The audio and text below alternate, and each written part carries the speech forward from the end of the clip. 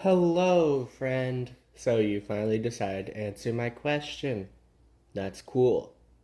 I would appreciate the answer a bit sooner than the day before the Christmas party, but you know. Anyway, you've decided you want to talk about fairy mythology and folklore. That means we're probably going to be talking about Ireland and the surrounding area a lot because they have the coolest one. Um, Feel free to watch the rest of this video to find out if I do a terrible Irish accent the entire time. Also, I do apologize for the pronunciation of some of these words. I'm doing this in one take. B, I'm not Gaelic or Irish or anything. C, no one can agree on how they're supposed to be pronounced anyway. So, Anyways, jumping right into it, we have the story of Tam Lin. And this story takes place during their version of Halloween, which in most cultures, as I'm sure you know, is like where the line between the human realms and the spiritual realms is thin, and what that means really depends on the culture. But in Gaelic cultures, you have Samhain and its corresponding spring holiday, Beltane, and they were both considered times when the Fae and other such spirits could more easily slip into our world and cause problems. And so the story begins with a dire warning. We are informed that maidens should never go through the woods of Carterhaugh, or if they do, they should make sure to leave a token of some kind, like a ring or a green cloak, because Carterhaugh is haunted by the mysterious yet handsome and sensitive Tam Lin. And should an enterprising maiden pass through the woods without leaving him a souvenir, he'll take her virginity instead. Wonderful. I know where Sarah J. Maas got her story idea, obviously. That was a joke. Clearly she didn't. Maybe, I don't know, I haven't read it. And then the story promptly switches to our protagonist, Bonnie Janet, who enters the story when she hikes up her skirts, does her hair up all fancy, and strolls onto Carterhaugh like she owns it. And it turns out that's because she actually does own it. Her dad owns the surrounding lands, and he's given the woods to her. And so she's sitting there plucking a rose all seductively when Tam Lin shows up and he's like, "What are you doing in my forest so late at night? Have you not heard the stories?" And Janet's all like, "Oh, well, gosh, mister, I seem to have left my wallet at home. But surely there's some other way I can pay you." Then she's like, "Look, you're cute." And everyone at my dad's castle is like super old.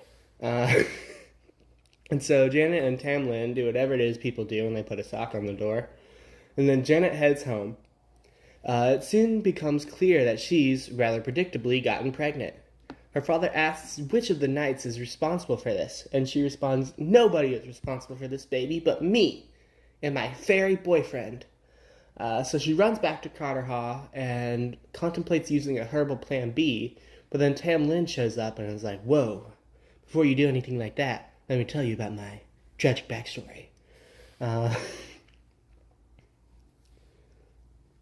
See, Tam Lin isn't actually an elf or a fairy. I know you came here to learn about fairies. I'm not even telling you about them. He's just a guy, but one day he was riding his horse and fell off into the arms of the Queen of the Fae. But she took him now to live with the Fae. Now it's pretty nice consorting with the Queen of the Fae, but unfortunately for Tam Lin, the Fae have something of a septennial responsibility. Every 7 years on Halloween, they have to pay a tithe to Hell. The Fae don't really like sacrificing one of their own, so they prefer to sacrifice humans when they have them. And Tam Lin worries this year he's going to be sacrificed. Now, Janet is an absolute girl boss and is like, "You aren't getting out of child support that easily," and they devise a plan to make sure he doesn't get sacrificed. So at midnight, Janet sneaks out, camouflaged in fairy eyes, in a green cloak, and she watches the fairy procession. She spots Tam Lin's horse, then she leaps out to pull him out of the saddle. The Queen of the Fairies responds by transforming Tam Lin into, respectively, a lizard, a snake, a bear, a lion, a chunk of red-hot iron, and finally an actual fire. Fortunately, Janet was prepared for this, and Tam Lin had previously told her that, as her baby daddy, there's no way he could hurt her no matter what form he takes. So she refuses to let go, except to dump fire Tam Lin in a well. At which point he attains his final transformation, Tam Lin, but naked. Janet bundles him up in her cloak, when the Queen of the Fairies angrily concedes defeat, though she does tell Tamlin that if she'd known he'd end up like this in a relationship with a mortal woman, she would have started off their relationship by petrifying his eyeballs. That is a red flag, if you weren't aware. Alright, this next one, I'll admit it, only loosely related to fairies. I just wanted an excuse to talk about him because Irish mythology has a lot of like really cool, badass people. Cuckoo Lane being one of my favorite examples. He's not who we're talking about. But deep, if you dig deep into Gaelic mythology, one badass rises above the rest as a shining example of peak awesome almost by virtue of name alone. Leader of the Fianna, magically gifted with all the world's wisdom, and fortuitously granted a name befitting his coolness. This is the story of Finn MacCool. And I know you're looking at that right now, and you're like, that doesn't look like it should be pronounced Finn MacCool. I promise you, that's the only one people agree on. It's pronounced Finn MacCool. So now Finn's origins, they're a little bit complicated. But it's a fairly story for us modern audience, fairly familiar. So stop me if you've heard this one. A sellsword mercenary captain falls in love with the beautiful daughter of a powerful wizard, but the father disapproves of their union. Okay, I didn't want you to actually stop me there. You didn't have to do that. But the father disapproves, and so Cool, leader of the Fianna, which is a ragtag band of warriors, he falls in love with Myrna, leader of the Tog. But the Tog, daughter of the Tog, not the leader of the Tog. She's not the leader of anything. Tog himself is a powerful druid, and he knows through some mystic whatever that Cool will bring about his downfall. So when Cool comes calling for Myrna's hand, Tog sends him away. The story is unclear on Myrna's thoughts on the matter, but long story short, Cool kidnaps her and sparks all-out war between the Fianna and the High King, who Tog had asked for help. Cool is killed in the battle by this guy, Gul Mac Myrna, but Myrna is already pregnant with Cool's son, and Tog rejects her as a result, and orders her to be burnt. Luckily for everyone involved, the High King isn't a total dick, and puts Myrna under his protection. Myrna gives birth to a son, who she gives to his aunt, the druidess Bodmal, and her companion, the warrior woman Liach Luaka. So the kid, whose given name is Dima, grows up with the fighter mom and druid mom, who teach him the ways of fighting and druiding. And before you ask, I've dug very deep into this. Every source I found was very non-specific about the nature of their relationship, so you can interpret it however you want. So Dima was raised in secret, mostly because a metric boatload of warriors are waiting to gain mad prestige by murdering the son of the famous Cool. But after a childhood of wacky shenanigans, he starts enlisting under various kings, who all end up figuring out his true identity, because only the son of the legendary Cool would be all around badass. Also, somewhere along the line, people started calling him Finn, which just means light-haired. Some versions of the myth say the nickname got started when his hair turned prematurely white, while in others it's just because he didn't tell people his name, so they started calling him Blondie. Anyways, eventually Finn runs into this dude, Theongias, a druid who spent 7 years trying to catch the hilariously named... Sorry, that was embarrassing. The hilariously named Salmon of Wisdom, in the hopes that it will grant him the aforementioned wisdom. Coincidentally, the moment Finn shows up, he manages to catch it, and orders Finn to watch the salmon while it cooks, but not to eat any of it, while Theongias runs off and does something somewhere else. But while Finn is tending the salmon, he accidentally burns his thumb on the grease and sticks it in his mouth. To Cool. That's funny. The document actually wrote his name, spelling of Cool. Anyway, and seeing as this counts as consumption of some of the salmon, this immediately grants him the infinite wisdom of the Salmon of Wisdom. Theongias returns and notices Finn looking a little smarter than before, and realizing what happened, lets Finn eat the rest of the salmon too. This grants Finn all the world's wisdom, but at a price. He can only access it by sucking his thumb. It's not a joke, that's completely serious in the mythology. Anyways, Finn goes to the High King, a different one than the one who fought his dad, to see about joining the Fianna. But things are a little awkward because the current leader of the Fianna is Gol, the man who killed Cool way back when.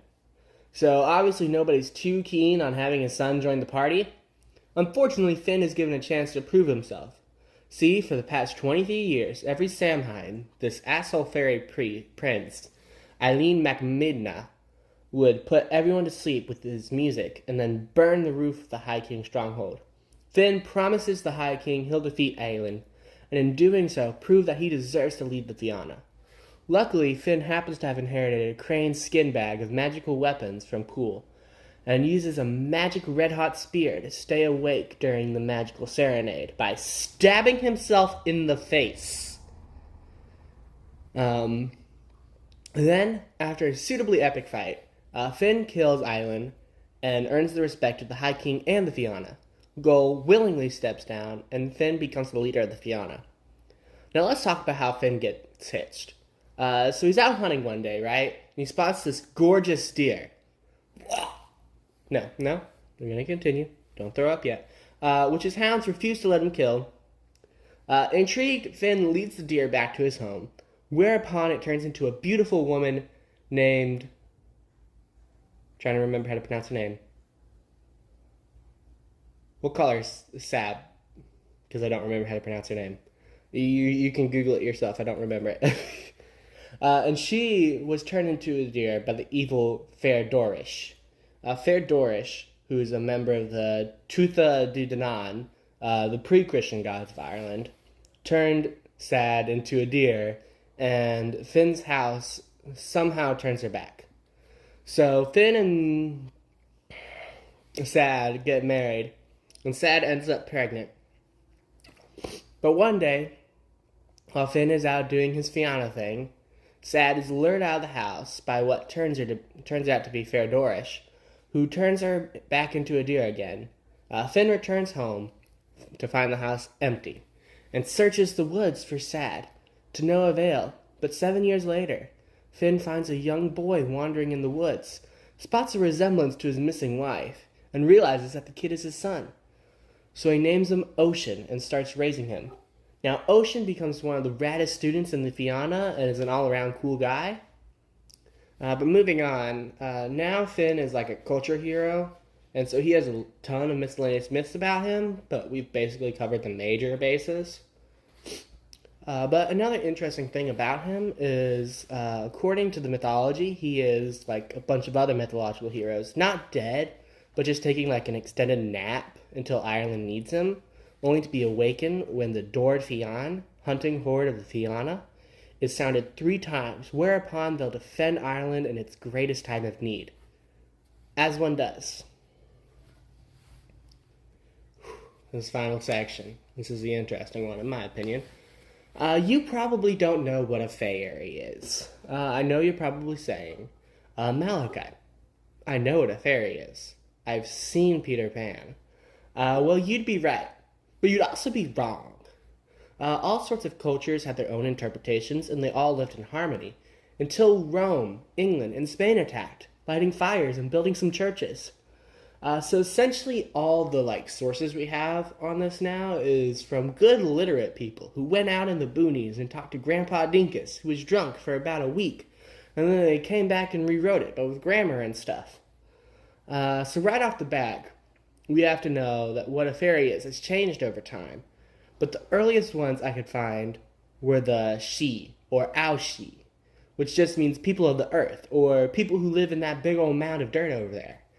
So the earliest ones were primordial nature spirits, and they are actually loosely what the Greeks synchronized into becoming nymphs. The idea of hill people eventually bled over to the Norse with their dwarves, which is why we have these little gnome dwarf fairy dudes who say hi-ho. And then you get the Swedish alva, or elves that look like gnomes. And I bet you didn't know that the caps that gnomes wear are called Phrygian caps. Or if you did know that, I bet you didn't know that they actually let them turn invisible at will. Now in mythology, elves are just gnomes. They weren't actually taller than people until Tolkien came around. And that's just because he wanted an angel reference. Funny thing though, after Christianity, people began to think that fairies were fallen angels from that one time Lucifer tried to stage a coup. So basically, in the pre-Tolkien, post-Christian retcon timeline, the Fae are demons and devils. My favorite part about this is that people believe that fairies were just too silly and mischievous to fall through the earth and to hell with the rest of the other demons. Another result of the big retcon is the division of classified fae. In Scotland, they were divided into the peaceful but vengeful Seelie court and the Unseelie, who were sinister tricksters. Or in Ireland, they were divided into Trooping Fairies and the Solitary Fairies. The Solitary Fairies being banshees, leprechauns, and probably hags, because I think witches were considered part of the Fae. See Morgan Le Fay as an example.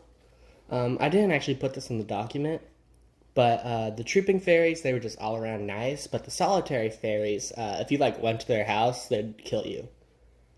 So that's interesting. We also have some stories attributed to the Fae, one of the main ones being the Changeling. Pretty self-explanatory, I'm pretty sure you already know about it, but your baby is born, but it's either A, ugly, B, disabled, C, doesn't look like the father, or D, autistic. You can just claim the Fae took your child and replaced it with a goblin that you can throw away. And that's why the problem is. It's not genetics, you know? So, recap real quick. A fairy is an elemental, a nymph, a dwarf, an elf, a gnome, a demon, an angel, a ghost, goblins, and also trolls and leprechauns, who, as I have yet to mention, all range from the size of your thumb to 9 feet tall. Also, Puck, the guy from Midsummer's Night Dream from Shakespeare, he's a puka, which is a different kind of shape-shifting fairy that grabs people and runs around real fast. So yeah, basically the point of this is that anything that isn't just a normal guy is a fairy. Are you confused now? Because I am. Anyways, final section, short fun facts. I wish I had more time to research and add more sections because this one's a lot shorter than all the other ones. I still might add things, but I just want to have you have something when the time comes tonight. So now, we're on to the short fun facts. Fact number 1. Ringing church bells at dawn and dusk is said to drive the Fae and or changelings from your village. And if you think about it, the thing I mentioned about autistic people being accused of being changelings really works with that church bell thing. Because that church bell will be way too loud. Number 2, have you ever had just a random body pain? You're just walking and all of a sudden you're like, oh, my back hurts. That is actually the Fae's fault. It's called elf shot. And it's basically, they said it was because elves, they would take invisible arrows and just shoot them at you. And so that's why you're in pain, Nothing else. And then tangled hair in the morning was also considered their fault. This is called elf locks. Well, that's generally attributed to children getting it because the Fae would go into their house at night and braid their hair. And that's the story behind that. Number 4. If you know a Fae's true name, you can summon them at any time to do your bidding. But that is a double-edged sword. If they learn your name, they enslave you right back. The things they do to you would be far worse than anything you could think of. Number 5. Mortal midwives were sometimes summoned to the Fae realm to assist in the birth of other kidnapped mortal women. And sometimes the Fae would offer an ointment for use on the baby. But if the midwife uses it for herself, she will gain the Fae sight. I realize I didn't explain what the Fae sight is. Oh no, I did. Never mind. Moving on. Number 6. Fairy dust wasn't in any of the mythology or folklore. That was invented in Peter Pan because the parents of the children requested that he rewrite the script because their kids would go home and try to jump out of their beds and fly. And it didn't work out so well. Number 7. Some people are gifted with Fae sight, as you see in fun fact number 5, which allows them to see the Fae and also sometimes peek into the future through their dreams. Number 8. Cats hate the Fae, and the Fae hate them back, apparently. I think that's interesting. Maybe if your cats are mad at nothing, there's a Fae in your house. That could be cool. Anyways, that's all I have written down right now. If I do add anything, I'll just text it to you this time. Thank you if you listen to this whole thing. Merry Christmas and stuff. Happy Hanukkah. Or whatever. Bye-bye.